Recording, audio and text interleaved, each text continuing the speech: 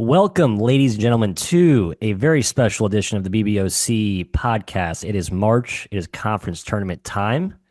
The Weave is here. Matthew Cox, Kai McKeon, Jim Root. We're going to go through some of the non-conference tourney games per usual to kick us off. Got some monster games actually Monday, Tuesday.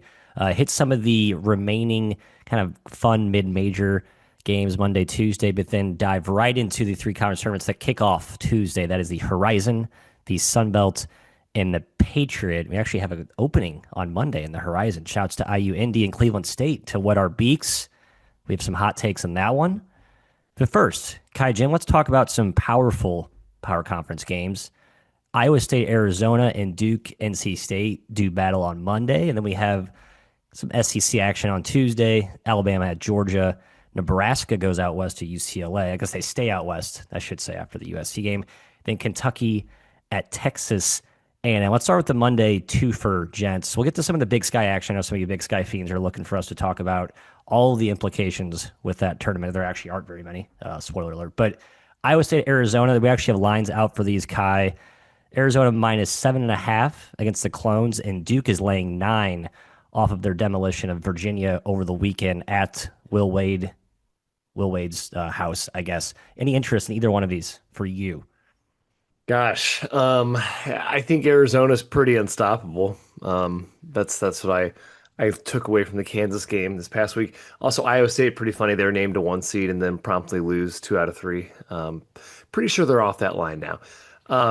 So I lean towards Arizona here, but heck, I really like the idea of Iowa State as a medium to big dog, a team that I think plays very, very well as an underdog with their defense. Obviously, Josh Jefferson, who's one of the best players in the country.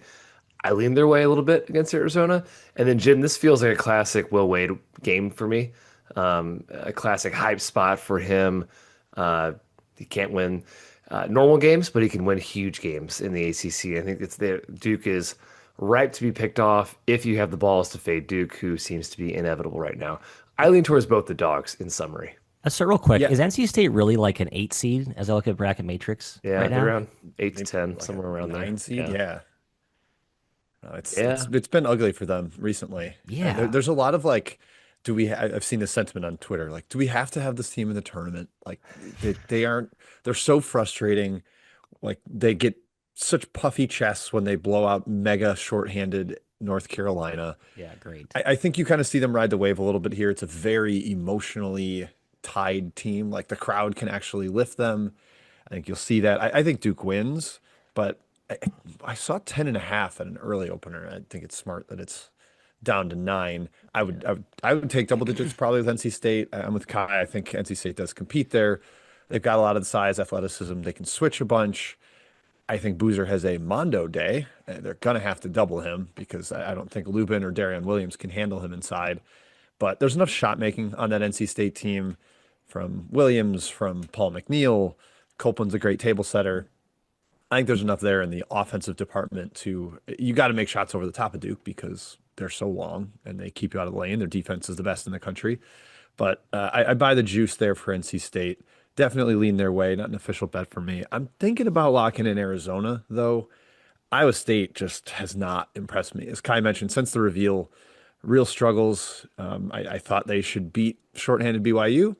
They did not. I thought they should beat, maybe even blow out shorthanded Texas Tech based on forcing turnovers. Well, they forced 15 and only committed 7 and still lost basically by double digits at home.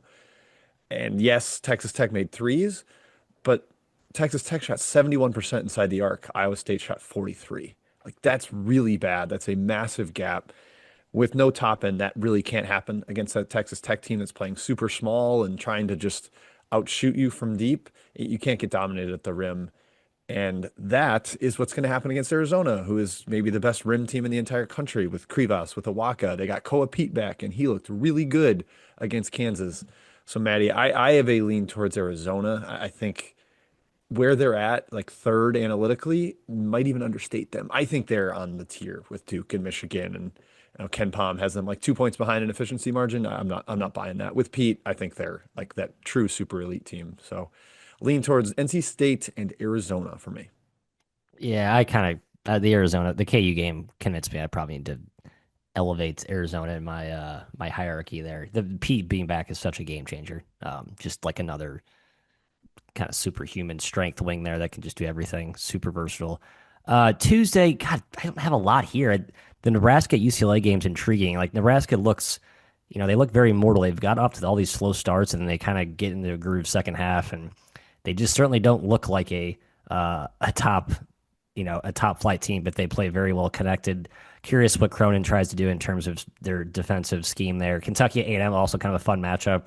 And then the off to the races will go at Alabama at Georgia. That total is going to be 190. I mean, I It's don't. 183 at Ken Palm. I think it's going to probably open 186, and people will probably be eager to bet that over. Kai, any take on total side in these three games? There's a few other on Tuesday we can get to, but those are kind of the three that stuck out to me.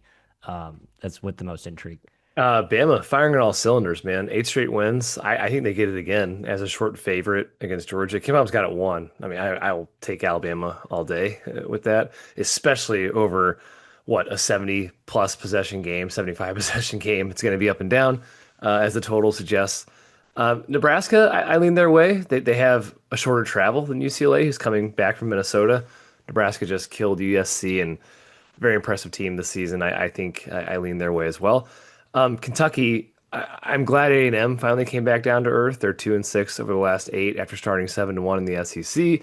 That's more who A&M is to me. I think the start was a bit of a facade. And it's hard to fall right now what Kentucky's doing. The game against Vanderbilt was never close. Chandler's been awesome. Been very impressed with them. So lean Kentucky, stronger lean to Nebraska against UCLA, strongest, and I will be taking Alabama for the podcast, Jim. Okay, we're not quite head to head, but I'm going to take UCLA. Ooh. I know the travel is frustrating, and I'm sure Cronin will mention it, but the one-off trip to Minnesota, you take the loss, you come back home where they've been way, way better. They're 1-6 straight up outside of the Pacific time zone. Get them back home there against Nebraska. UCLA is coming off home wins against Illinois, against USC by 20.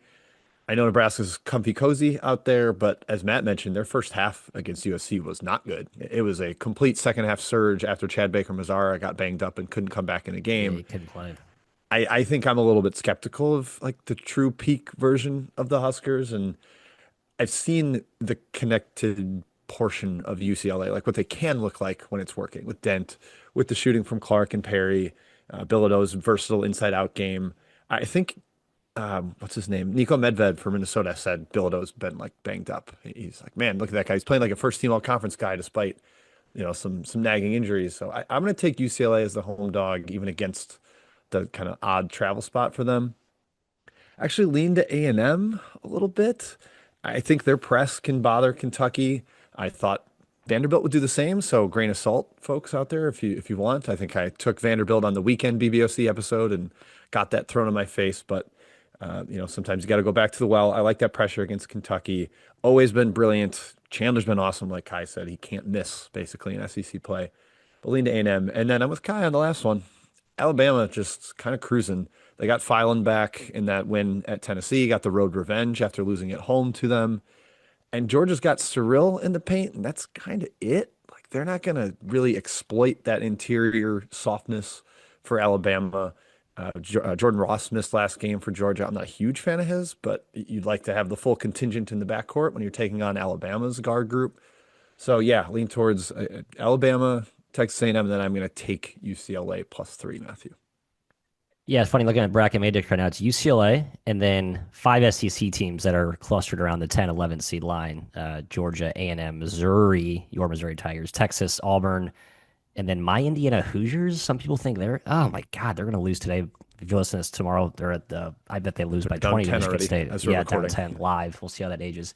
I have nothing. I want to get to some of these mid-major games, especially in the conference tournament. So let's move to the best of the rest. I have no action in either of those. I was just trying to run the splits on the LA, UCLA, USC, ATS when you're getting the crap spot in terms of travel when your opponent doesn't have to, but it's basically been like a coin flip this year. So it's not like any crazy edge there. I actually agree with McKeon. That's a tough spot. Saturday, Tuesday when Nebraska's been right there. All right, let's move on to the big bad sky. Kai, they did this last season too, where basically every team finishes up on Monday, and I think every team as playing 3 and 5 Thursday, Saturday, Monday. I need to double check that real quick, but just a, a scan of what the situation is for the conference tournament. What's the Idaho name of is the conference locked. tournament, Matthew? What's the name of the conference tournament? Potato, Idaho. Starch Madness, Starch baby. Madness. Did we Nice. know that Craven's doing the call again this year? I think I believe he is. I I believe hope he he has a is. lifetime contract. It makes that one of the better tournaments to watch. So Idaho is locked into the 7 seed. Everyone else has something to play for in theory, but the way this bracket's set up, you want to be in the top six. But there's not real advantage to being like 1-2 versus fourth or 3-6, and then 7-10. That's where you're kind of in a tough spot. Portland State has locked up a share with a already, but they went out. They went on Monday. They lock it up outright. Obviously, they're going to be motivated to play. Eastern Washington, a team I've been on basically every game for 3 or 2 months to start the year, can't lose, and all they do is cover and win by doubles every time they go out. There's a small chance they could actually sneak into that 1 seed, but they're probably sitting at the 2-3.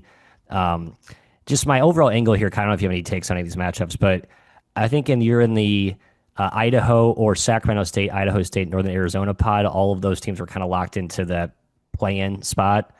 I don't know if they're going to fold, but they don't really have any real motivation, in my opinion. So I don't. I could see maybe some blowouts here. That's just my hunch. I don't know if you have an opinion on that or any other matchups, but fun Big Sky action to kind of lead us into next weekend when the tournament kicks off. Yeah, I like Operation Fade Sac State still. I think that's a good Fade Road, Sac State. identity Are they that at you home? guys should. They're home against Idaho State, but Okay, tread lightly. I'm still leaning towards Idaho State in that game. I hope Portland State wins as a future holder on them. They've lost three Th- straight and kind of This made would this be one an close. all-time choke job for Would them. really be unfortunate because Montana State and Eastern Washington, man, are playing way better, and they have. I know Montana State's on the road, but I would still call that an easier game than Portland State hosting Weaver State. And then Ewash, yeah, eight straight wins is crazy. I lean their way to win again against Idaho. As you said, Vandals surprisingly in the 7 seed locked in. Nothing strong though in the Big Sky, Matt. No official place. Eastern Washington is now 12-5 against the spread in league play, and that is because not only have they won 8 straight, they have covered 8 straight. It's Yep. absurd right now, the stretch that they're on. Yeah, Matthew, just looking at some of those dead spots, like I think I probably would fade Idaho when you've got Ewash playing for a title, potentially, at least a shred of a possibility of sharing it, and Idaho completely locked into their seed. And it's just also like I feel like statistically you should bet on the regression considering the shooting splits that Ewash has had over the stretch. Like they have the number one 3-point percentage offense and defense in the league, and it's even more extreme over that 8 game cover streak. But I kind of want to just ride the lightning with them, man. It's a hot team against a team with nothing to play for. Why not? Yeah, I kind of like Weber, who is not playing 3 and 5. They actually had a whole week off, and they're playing the like clearly flatlining Portland State, who has no depth, and I think are just fine with like they have a claim of the title outright versus not outright. Maybe they can. I'm sure they care to a degree, but I kind of like Weber there. No official play, but I did give that a good close look. I think that team's very underrated now. They're getting a little bit healthier. Only loss in that span is to Eastern Washington, who we know is a juggernaut. So Tuesday, just worth mentioning, Miami, Ohio plays. They have 2 more games left to complete their regular season undefeated stretch. This one against Toledo. Very curious what this number opens up. I assume it'll be a very high scoring game filled with crazy, insane runs, as most Toledo games are. First game, Miami won pretty handily there. Nothing for me. Probably like a 9 point spread. Maybe tempted to back Toledo there as like a big dog Kai. Yeah. I don't know, but nothing official. I got to see what the price Oh, is there. very tempted, especially if Scaljak is out for Yes, Miami. exactly. Which he That's is. I think the that's confirmed, right? Yeah. is he No, confirmed he out? Yeah. after the radio after the game, Steele said on his radio show he'll be fine. He'll be fine for the next game, despite the reports that are already out there. But Kai, as we talked about at the bar yesterday, What? Hmm. I'm woke to that. I'm thinking Steele is maybe playing Yeah, a little the possum tournament. with the committee, Mm, and I'm not fully sure that he's going to be Yeah, yeah, I don't know. I'll be on Toledo, Matthew. Tough 2 game stretch here, hosting Toledo and then at Ohio for Miami to finish it out. If they win 30 games, I think they should be in the tournament. I've seen just really stupid Twitter interactions, of course, because that's what Twitter is. discussing Miami was at large. People just don't understand how this works, including Bruce Pearl, apparently. I have Uh, no idea. He sounded so clueless on the selection he thing. just Yeah. has no idea. It's a shame. And his Nepo son wants to make the tournament at 15 and 14. So Exactly. Yeah. So, but I will be taking Toledo. I think the Western Michigan game, gosh, yet another game Miami should have lost, and they just found a way to win. Came back at the end there, but 7 points is probably what the spread will be. I'll be on the Rockets, Jim. what do you guys think of the FanDuel prop right now? And maybe DraftKings has it too. But it's Miami to go undefeated in the regular season. Now the VIG is stupid on it. It's minus 210 yes, plus 154 no. You probably bet like if you want Miami to do it, I would just money line roll over the two games. Wait, But the no what's the side, price? minus 210 yes, they go undefeated. Plus 154 no. I'm sort of intrigued by the no. You get both games, but you could also just Very intrigued by bet no. both money lines on Toledo and Ohio there. Yeah, the Scaljack thing's huge. I'm going to be monitoring that right up till game time. I'm not at all convinced that he's going to be back because reminder, they've already lost Evan Ipsaro, their point guard starting coming into the year, and Scaljack had emerged into a stud. And then the third stringer, I can't even remember his name, made like a big play down the stretch of the Is it Miami Kirby? game. No, Kirby's I know not it's the there. freshman, Trey No. Perry. Trey Perry Oh, he's had like actually good though. I like Perry. yeah, started, played 30 minutes, had 14 points, 3 assists, 1 turnover. Like, okay, all right, we just manufacture point guards here at Miami of Ohio. I would, I'm scared of fading them because, like I said, they just continuously find a way to win. But I think taking the points is fair. I think Toledo can keep it close. Jim, I'm going to look closer at that. I think fair should be like minus 150 for yes, minus 140. Just assume like an eight, I I think so seven, too. That's why the and no side 7 point for the next two games. Yeah. the no side's Hmm. interesting. I think they know people want to bet the yes because it's more Right. Right. fun. Yeah, of course. All right. That's homework for me. Thank you, Jim. Let's move on to some spots. Section 3 here for, again, kind of focusing on Monday, Tuesday, the Yeah, final you want regular me to take season the finale. Yeah, want me let to me. take I the want lead? to. Yeah. There's one I really like that I want to kick off with because I want to actually talk about a best bet that I have as opposed to just giving context to games with no action. I love Drexel at Hofstra here. Um, Yep. the Dragons have been just kind of a thorn in everyone's side all year. Every season, it seems like Spiker kind of gets his team randomly playing good late. They have kind of rope-a-doped Garfield Turner, who has been injured all year, and now he's like healthy and he's an absolute force when he's at his best. And just look what he's been like the last two games against Hofstra's front line. That's the neutralizing piece. Low, low, low. It is impossible to blow out Drexel, it seems like. I think this game is like ugly, ugly, ugly, 60 to like 55. We'll see what that line opens at. It's plus 10 on, I think it's gonna be closer to like 8, frankly, but I think 8's a good value. I'd probably make that 5, 6 even. And I recognize I'm probably been too low on Hofstra this season, but and they've had some depth issues. But I like Drexel, Jim. Go ahead and run through your other spots, though.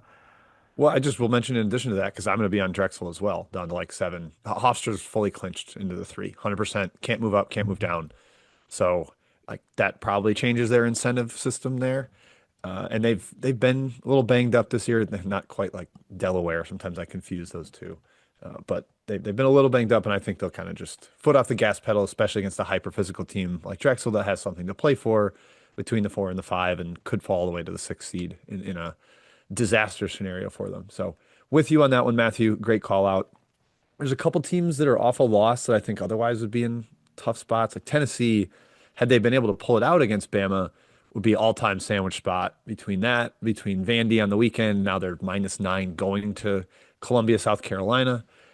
I still lean towards the Gamecocks there. I think you struggle to get like the absolute home run version of Tennessee, but off a loss, it's a little bit hurtful on the spot. BYU's -1 at Cincinnati. It's their second straight road game out east. They just lost at West Virginia. They're hosting Texas Tech on Saturday, the battle of the ACL shortcomings in the Big 12. I kind of like Cincy there, though. I think BYU's fading a little bit since he's got that defense. They've got not like perfect guys to throw it to Bonsa, but maybe Baba Miller gives him some trouble. Maybe Sincere Harris gets under him a little bit. So lean towards Cincy there. And a couple others I'll go through real fast. UCF's off a bad home loss to Baylor, -7 at home versus Oklahoma State in a very high total game. I think you could maybe take a look at the Knights there. One I will be betting is TCU +12 at Texas Tech. Kai, I hate going back to this freaking well of fading Texas Tech without Toppin because they just are going to shoot 45% from three in every game, it Mhm. appears. But TCU is such a feisty underdog. It's a tough follow up to winning at Hilton Magic. So I'll take the Horned Frogs there, plus 12. Louisville and Illinois are both off losses and now get inferior teams. Louisville's much better against inferior competition, minus 15 versus Syracuse. I think that's a decent look. Illinois, minus 19 against Oregon. Illinois has an extra day of rest. This line will probably be shorter because Oregon's playing much better with Biddle back in the lineup, but longer travel for Oregon there. And then, as Matt mentioned, Drexel. And of course, I'm going to be fading Air Force again. I know it didn't work over the weekend, and it was so bad that like Wyoming only beat them by I think two. And Sundance Wicks had like a whole rant in the presser about like we can criticize guys that get paid to play. I was so mad at my players like because they won by not enough against Air Force. That's how bad Air Force is. And you get Grand Canyon off a loss, an actual good team, minus 18 on the road in Colorado Springs. I think I'm still going to go with Grand Canyon there. So that's my rundown of spots. Kyle, I'll go to you. Any of those jump out? There's a whole bunch of them. Air I'm Force joining. actually took the lead there. They were down 10 and came back and took the lead, and then they lost. Man, I gotta think Air Force is like, we can't win that one. What Yeah. what chance do we have? Probably be on Yeah. Fade Air Force next couple. Not official for the pod though. I'm going Drexel. I do love the Drexel spot there. Matthew, great call. Game one was sub 60 possessions, 3-point game. Hofstra got up, but then Drexel, as they do, best defense in the league, came back and mucked it up. And I like Jim's TCU take. Horned Frogs been playing great lately. In my opinion, they've played themselves into the right side of the bubble currently into the playing game, right around there. Winners of 6 of 7. And Texas Tech, man, I just don't believe they're better without JT Toppin. I can't believe they are. They're 3-0 straight up against the spread. Hasn't really been a sweat yet. I think TCU at least can keep it close, even though it's on the road. Matthew. Yeah, Luke Bamgoy, the Englishman. How do you say his last name? Bamgoy? Bamgoy. Yeah, Ignore the second B there's in the no final E. okay. Just Bamgoy. Bamgoy, awesome offensively lately. Can't believe he's been like just a good role guy, not like a featured post guy, but allowing the guards to flourish.